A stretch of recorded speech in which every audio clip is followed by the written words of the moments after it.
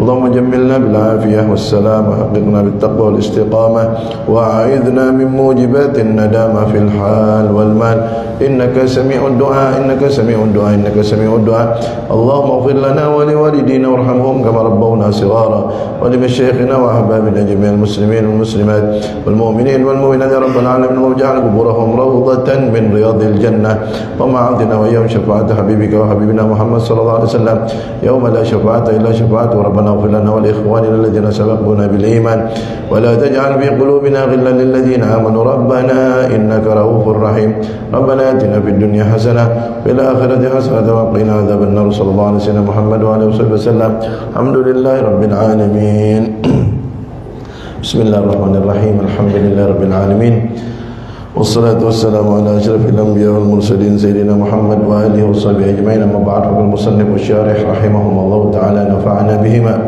وبعلومهما وبعلوم شيخنا وبعلوم العلماء العاملين في الدارين آمين والمقالة الثانية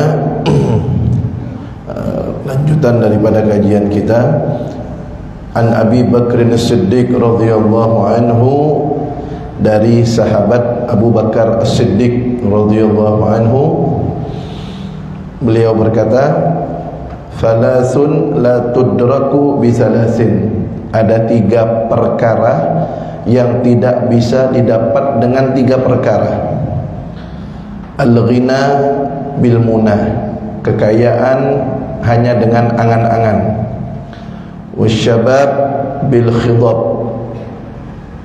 muda tak bisa didapat dengan menyemir rambut wasihah bil adwiyah dan kesehatan tak bisa didapatkan dengan obat-obatan. Sahabat Abu Bakar As-Siddiq radhiyallahu anhu beliau ini adalah mertuanya Rasulullah sallallahu alaihi wasallam. Beliau khalifah setelah Rasulullah sallallahu alaihi wasallam. Beliau teman yang mendampingi Rasulullah ketika hijrah dari Makkah ke Madinah. Beliau yang berada di dalam Gua Thur ketika Nabi Muhammad hijrah mampir dari Makkah ke Madinah. Nabi Muhammad dalam perjalanan mampir ke rest area, tapi bukan kilometer 50, mampir ke Gua Thur. Situ siapa temannya? Sayyidina Abu Bakar. Di situ Sayyidina Abu Bakar sedih, khawatir karena Gua Thur kecil. Orang-orang kafir sudah mendatangi Gua Thur, sudah berada di depan pintunya, depan lubangnya. Ada burung dara, ada sarang laba-laba. Kalau mereka angkat dikit kepalanya begini, kelihatan. Sayyidina Abu Bakar khawatir, bukan mengkhawatirkan dirinya, mengkhawatirkan takut Rasulullah kenapa-kenapa. Kesedihan beliau itu membuat Rasulullah bersabda, la tahzan innallaha ma'ana. Jangan kamu sedih, sesungguhnya Allah bersama kita. Nah, itu ucapan Rasulullah kepada Sayyidina Abu Bakar di Gua Thur. Allah abadikan dalam Al-Quran, di mana Allah berfirman, "Idz yaqulu li sahibihi la tahzan innallaha ma'ana."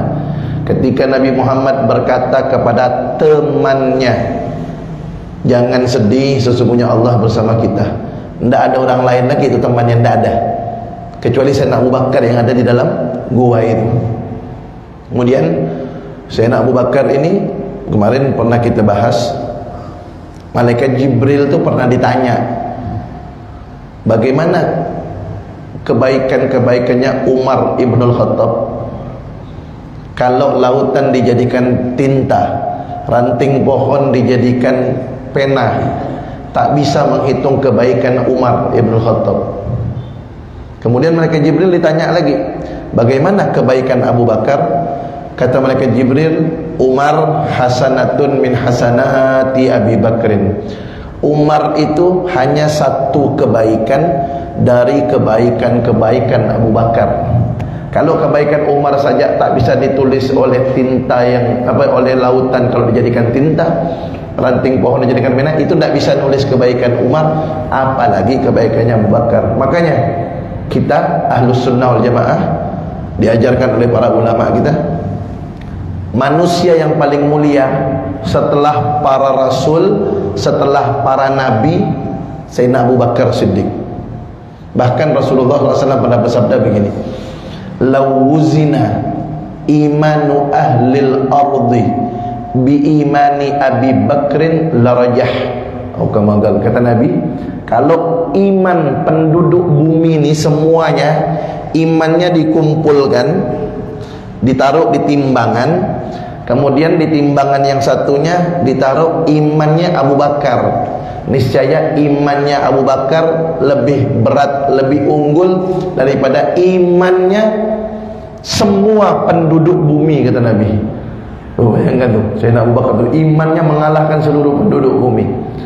Beliau itu nama aslinya Abdullah bin Abi Quhafah. Namanya Abdullah aslinya bin Abi Quhafah, dijuluki Abu Bakrin. Abu Bakrin itu kalau dalam bahasa Arab, kalau pakai Abu Ibnu, Abu Bakrin, Ibnu Mas'ud, itu artinya kunyah namanya. Kunyah itu artinya julukan. Kayak saya nih, saya punya anak nomor 1 namanya Ahmad, Abu Ahmad, ya.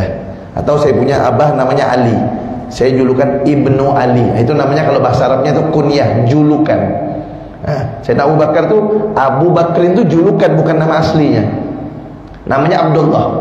Kenapa beliau dijuluki Abu Bakrin? Kenapa? Apa artinya Abu Bakrin? Abu Bakrin itu artinya orang yang awal masuk Islam. Makanya beliau dijuluki Abu Bakrin. Dan beliau mendapatkan gelar As-Siddiq. Nah, kalau ada pakai gelar Al itu namanya gelar. Kalau bahasa Arabnya laqab. Laqab itu artinya gelar. As-Siddiq, Sayyidina Abu Bakar. Sayyidina Umar apa gelarnya? Al-Faruq. Nabi Muhammad paling banyak gelarnya Al-Amin, ya, Al-Mustafa, banyak gelar Nabi Muhammad. Sayyidina Abu Bakar As-Siddiq. Kenapa dijuluki As-Siddiq? Apa digelar As-Siddiq? Karena beliau selalu membenarkan apa yang disampaikan oleh Rasulullah SAW. Sampai Isra Mi'raj yang paling membenarkan itu Sayyidina Abu Bakar. Kata beliau, kalau Nabi Muhammad tuh melakukan sesuatu yang lebih dari Isra Mi'raj ini, saya percaya. Makanya beliau dijuluki As-Siddiq. Beliau orang paling mulia di sisi Allah setelah para rasul dan para nabi. Setelah beliau baru Sayyidina Umar. Setelah Sayyidina Umar baru Sayyidina Utsman. Setelah Sayyidina Utsman baru Sayyidina Ali. Setelah Sayyidina Ali baru 6 orang.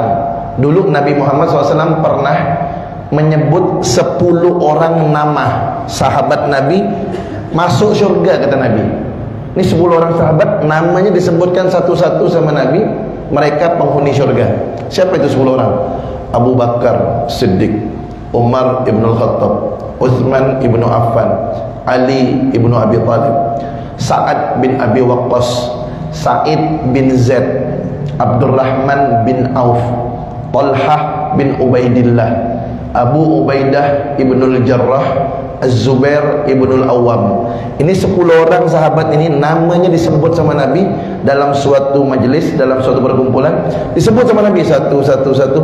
Kata Nabi, mereka penghuni surga. Tapi bukan hanya mereka saja, ada lagi sahabat-sahabat yang lain yang disebutkan Nabi di perkumpulan lain. Nabi Muhammad mengatakan, saya mendengar sandalnya Bilal ada di surga. Berarti Bilal itu masuk surga. Yang ikut perang Badar 313 masuk surga. Banyak sahabat-sahabat yang dapat kabar gembira masuk surga itu banyak. Tapi yang 10 orang ini namanya disebutkan satu-satu sama Nabi masuk surga. Nah, orang yang paling mulia setelah Rasul, setelah Nabi, Sayyidina Abu Bakar, Sayyidina Umar, Sayyidina Utsman, Sayyidina Ali, kemudian 6 orang tadi itu. Nah, setelah mereka 10 orang nih, sahabat yang 4 tambah 6 10, baru orang-orang yang ikut perang Badar 313 orang. Itu mereka makhluk-makhluk yang paling mulia di sisi Allah Subhanahu wa taala. Itu urutannya begitu, urutannya.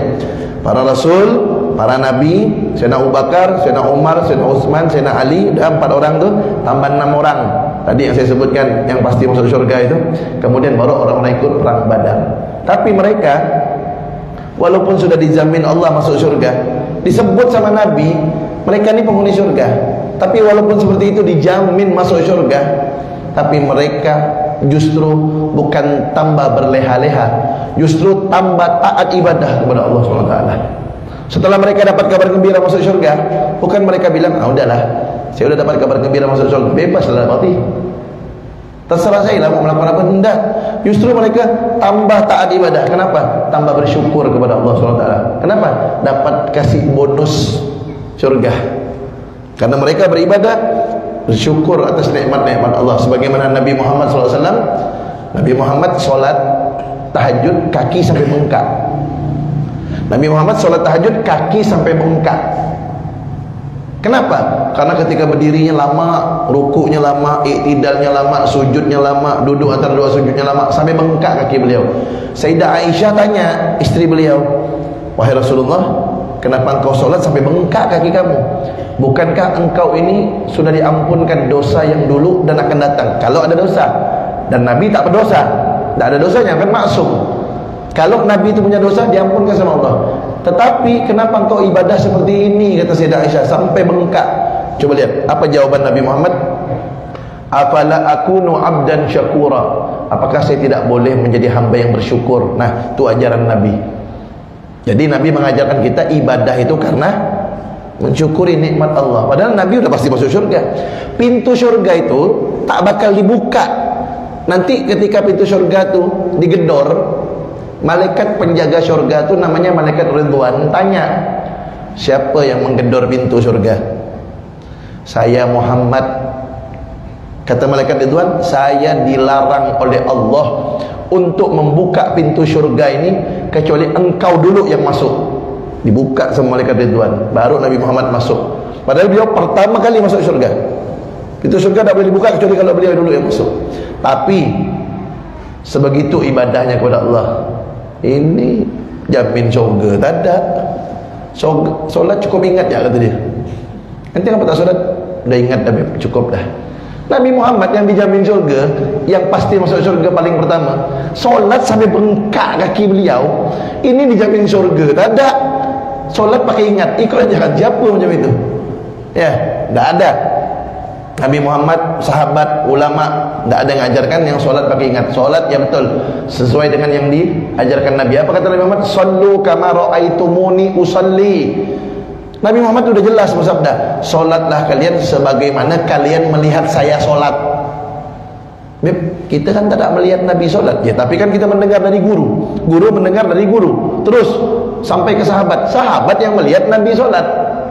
Sahabat kan cerita macam mana Nabi solat, berdiri, ruku, iktidal, sujud, ada tata cara, syarat rukunnya. Ya itu maksud Nabi, solat seperti saya solat, ya seperti yang diajarkan oleh ulama, bukan pakai ingat-ingat. Ya, tu Sayyidina Abu Bakar As-Siddiq radhiyallahu anhu, makhluk paling mulia setelah para rasul dan para nabi. Nah, beliau berkata, apa kata beliau? 3 perkara tidak bisa didapatkan dengan tiga perkara. Al-ghina bil muna, kekayaan hanya dengan angan-angan saja. Kemudian fala yuhsadul ghina bil amani bal bil qismah min Allah taala. Disebutkan dalam penjelasannya, kekayaan itu tidak bisa didapatkan hanya dengan berangan-angan, tetapi itu bagian yang sudah ditentukan oleh Allah Subhanahu wa taala. Kadang ada orang kerja pergi pagi pulang petang lintang bukang luar biasa, ada tak kaya-kaya? Luar biasa dah usahanya, tak ada kaya-kaya. Kenapa? Karena memang segitulah bagian dari Allah Subhanahu wa taala. Ya, makanya ada seorang wali Allah Al-Qutub, pemimpin para wali pada masanya, namanya Al-Habib Abdullah bin Alwi Al-Haddad, yang menyusun Ratibul Haddad, banyak karangan-karangan kitabnya, di antaranya Nasihatul Diniyah banyak. Beliau bilang apa? Ini beliau mengatakan dalam qasidahnya, kata beliau,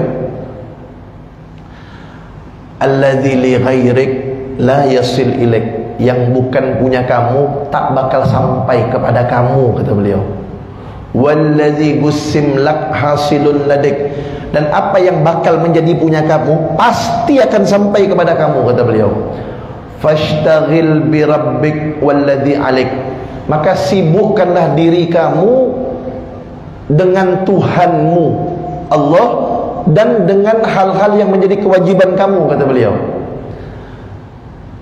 fi fardil haqiqah wa syar'il masul, di dalam kamu menjalankan kewajiban-kewajiban dari Allah dan menjalankan syariat Nabi Muhammad yang terjaga itu. Kata beliau, la yakthuru hammuk, jangan kamu banyak pusing. Ma qaddir yakun, apa yang ditakdirkan oleh Allah itulah yang bakal terjadi. Apa maksud itu? Beliau mengatakan, yang bukan punya kamu, biar kamu usahakan bagaimana, tak bakal sampai. Yang punya kamu itu bakal sampai kepada kamu, jangan khawatir, kata beliau. Maka kamu fokus, kamu ikuti aturan Allah, taat kepada Allah, ibadah kepada Allah, usaha, tapi jangan sampai tinggalkan ibadah. Jangan sampai gara-gara dunia, ibadah taat kepada Allah tinggal. Lakukan, kata beliau, kamu jangan banyak pusing pikir, kamu usaha, doa, tawakal, udah. Apa yang Allah takdirkan, kata beliau, itulah yang bakal terjadi. Ini yang ngomong orang yang pernah menjadi wali kutub, pimpinan para wali paling terlama, 60 tahun lebih beliau jadi pemimpin para wali. Kata beliau begitu. Tuh, sesuai dengan apa yang disampaikan dalam kitab ini.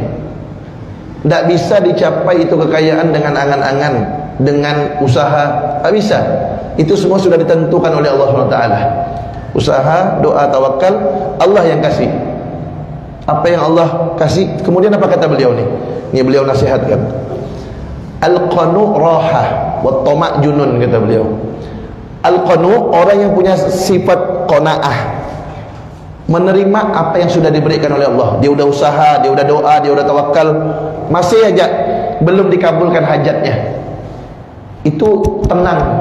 Kalau kita punya sifat qanaah, menerima apa yang Allah berikan, itu hati kita tenang, hidup kita tenang, kata beliau.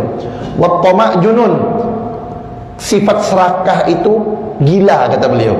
Orang punya sifat serakah gila. Kenapa? Tidak ada puas-puasnya. Kadang-kadang ada orang bertanya begini, Beb, saya udah berdoa, Beb, tapi tetap aja doa saya belum dikabulkan.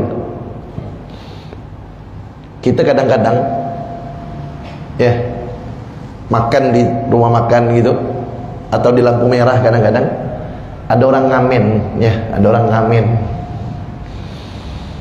Kalau suara orang tuh yang nyanyi itu bagus, kita biarkan dia nyanyi, kan? Biarkan dia nyanyi. Kadang-kadang request aku, minta lagu, kan gitu kan? Nyanyi lagu ini. Kenapa? Karena enak suaranya. Udah selesai, di lagunya selesai, kita kasih duit.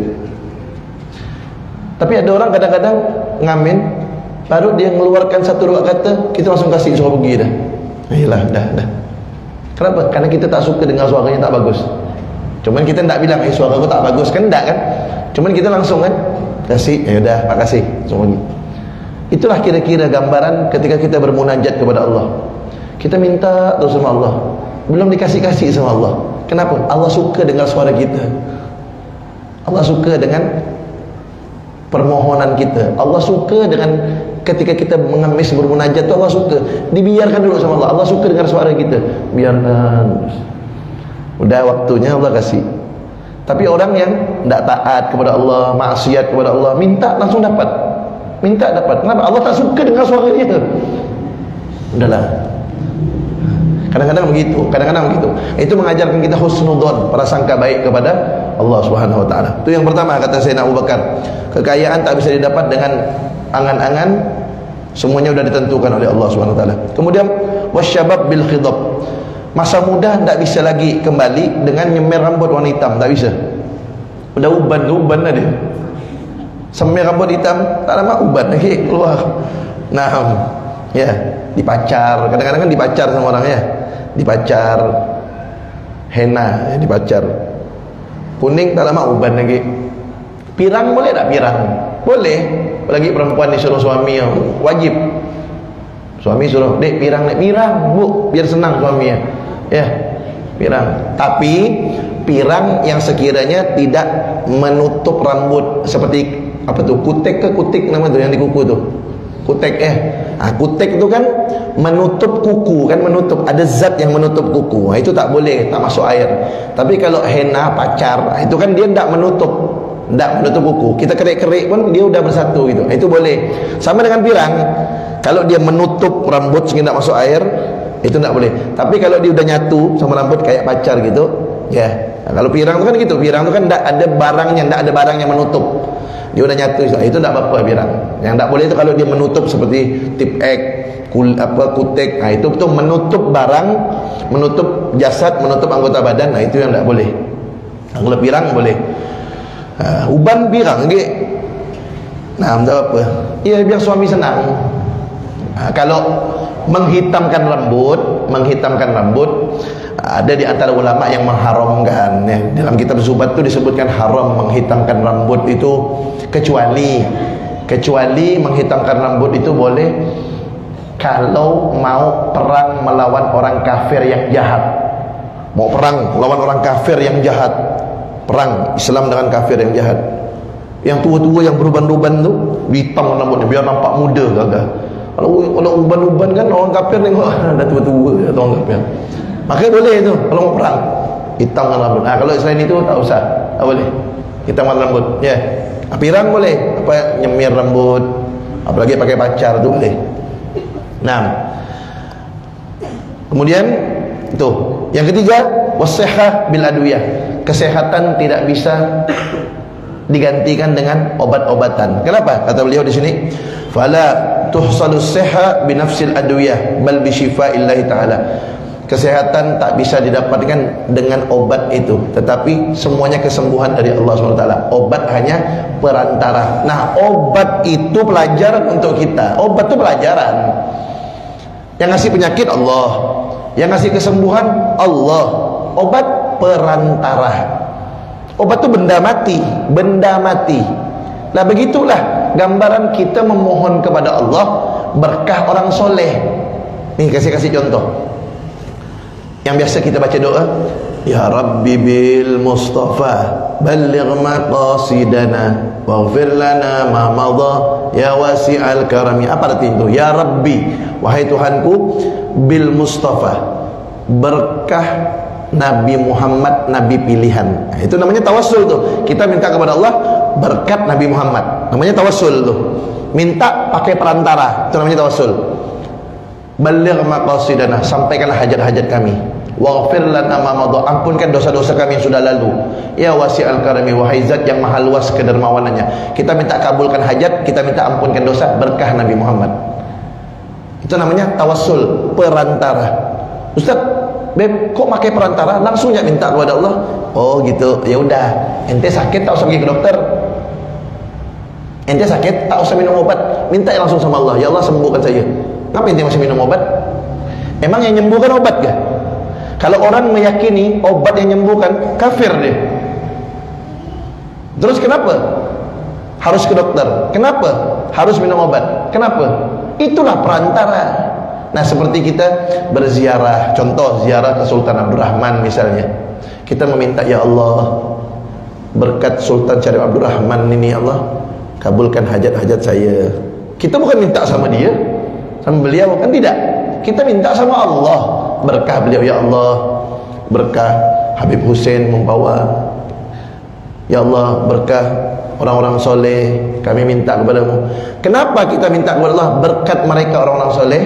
Karena mereka dekat kepada Allah. Kita mau ketemu gubernur tak bisa langsung, lewat ajudan dulu. Apalagi ketemu presiden lewat ajudan, kan gitu.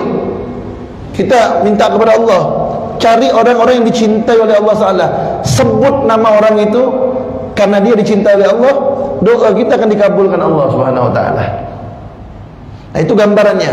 Ketika kita minta kepada Allah, menyebut nama orang soleh, ya Allah, berkat orang soleh, itu kita sedang bertawassul pakai perantara. Seperti kita berobat ketika sakit. Kalau ada orang mengatakan, Beb, kalau ke dokter itu kan, Beb, iyalah, dokter itu kan masih hidup. Kalau orang dalam kubur kan udah meninggal, Beb. Masa kita minta kepada Allah melalui perantara orang yang tak bernyawa, makhluk yang tak bernyawa? Kalau dokter kan masih hidup. Iya, obat tuh memang bernyawa agak. Obat tuh benda mati. Obat itu tak bernyawa, bukan makhluk hidup, benda mati. Kenapa kita minum obat? Minta aja langsung sama Allah. Nah, itulah perantara. Perantara obat, Allah kasihkan kesembuhan. Perantara orang soleh, Allah kabulkan doa kita. Karena mereka orang yang dicintai oleh Allah Subhanahu Wa Taala. Nah, kemudian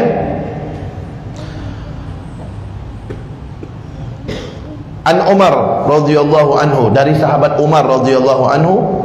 Sayyidina Umar juga nih, beliau khalifah setelah Sayyidina Abu Bakar, beliau mertuanya Rasulullah. Sayyidina Abu Bakar mertua Nabi, anaknya beliau namanya Sayyidah Aisyah, istri Nabi. Sayyidina Umar juga mertua Nabi, anak beliau namanya Sayyidah Hafsah, istri Nabi. Sayyidina Utsman menantu Nabi, anak Nabi yang pertama Ruqayyah, Sayyidah Ruqayyah, jadi istri Sayyidina Utsman. Meninggal, dinikahkan lagi Nabi, dinikahkan lagi oleh Nabi dengan putri Nabi yang bernama Sayyidah Ummu Kulthum. Ummu Kulthum. Makanya Sayyidina Utsman tu mempunyai gelar Dzun Nurain, Dzun Nurain, yang mempunyai dua cahaya. Karena beliau punya istri dua, putrinya Nabi Muhammad. Sayyidina Ali menantu. Jadi Sayyidina Abu Bakar mertua, Sayyidina Umar mertua, Sayyidina Utsman menantu, Sayyidina Ali menantu. Sayyidina Ali suaminya Sayyidah Fatimah. Apa kata Sayyidina Umar bin Khattab? Kata beliau, husnut tawaddud ilan nas nisful agli. Kita berhubungan dengan manusia itu dengan rasa cinta, dengan rasa kasih sayang, itu menunjukkan akal kita nih setengahnya udah sempurna dah. Maka tinggal sempurnakan yang setengahnya lagi.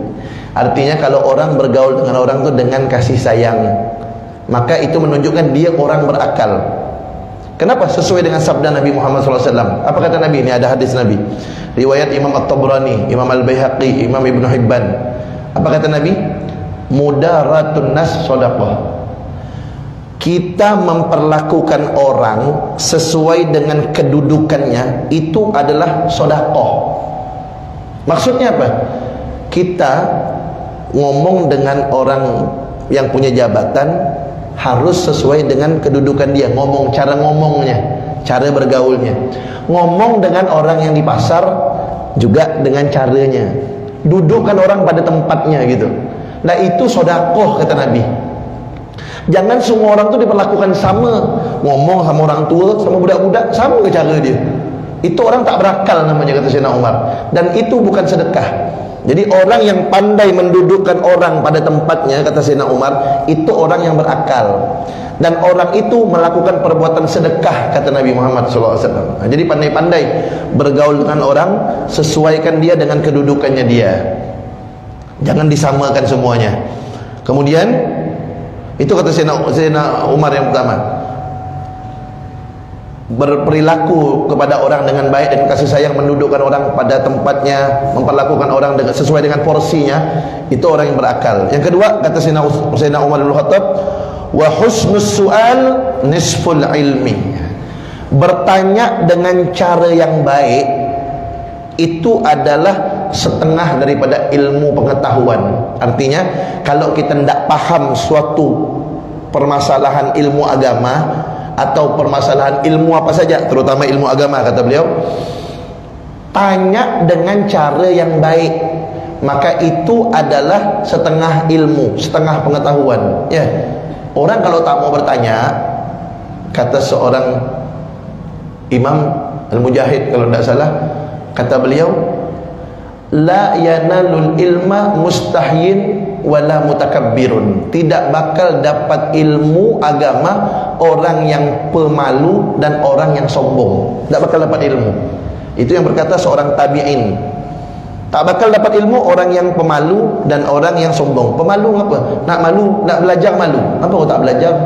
Malu dah tua. Apa kau tak belajar ngaji? Malu dah tua. Itu tak bakal dapat ilmu tu. Malu terus. Sama mutakabbir, orang sombong. Apa kau tak belajar? Alah dia tu. Itu tak bakal dapat ilmu. Maka kata beliau di sini, bertanya. Jangan malu, bertanya. Bertanya itu setengah daripada ilmu. Tapi kata beliau, bertanya dengan cara yang benar, bertanya dengan cara yang baik. Kemudian kata Sayyidina Umar, wa husnut tadbir nisful ma'isyah. Dan bekerja dengan baik atau berbisnis dengan baik, dengan benar, kata beliau, nisful ma'isyah, adalah setengah cara daripada untuk mendapatkan nafkah kehidupan kita. Jadi artinya orang yang otak bisnisnya bagus, itu dikembangkan, tapi dengan cara yang benar, kata beliau. Dan itu adalah setengah dari cara untuk mendapatkan nafkah yang baik. Memang nafkah itu kan datangnya semua dari Allah, rezeki. Tapi dengan orang itu pandai dia memanage bisnisnya dengan cara yang benar, itu akan mendatangkan harta. Setengah daripada nafkah itu bisa didatangkan dengan cara itu, kata beliau. Walaupun takdirnya dari Allah, tapi itu sebabnya. Nah, itu perkataan Sayyidina Umar Ibn Khattab. Saya ulangi, kata beliau, yang pertama tadi, bergaul dengan orang dengan cara yang baik, mendudukkan orang pada porsinya, berbicara dengan orang pada porsinya, itu menunjukkan akal seorang itu bagus. Kemudian bertanya kepada ulama, kepada orang yang punya ilmu dengan cara yang baik, itu adalah setengah daripada mendapatkan ilmu agama. Kemudian yang ketiga, kata Sayyidina Umar, orang yang mempunyai manage, kemudian dia punya cara yang benar di dalam berbisnis, dalam mencari nafkah, itu adalah setengah daripada dia untuk mendapatkan nafkah, rizki dari Allah Subhanahu wa ta'ala. Gunakan itu semuanya agar semuanya bermanfaat. Wallahu a'lam bishawab. Kita dengarkan azan dulu.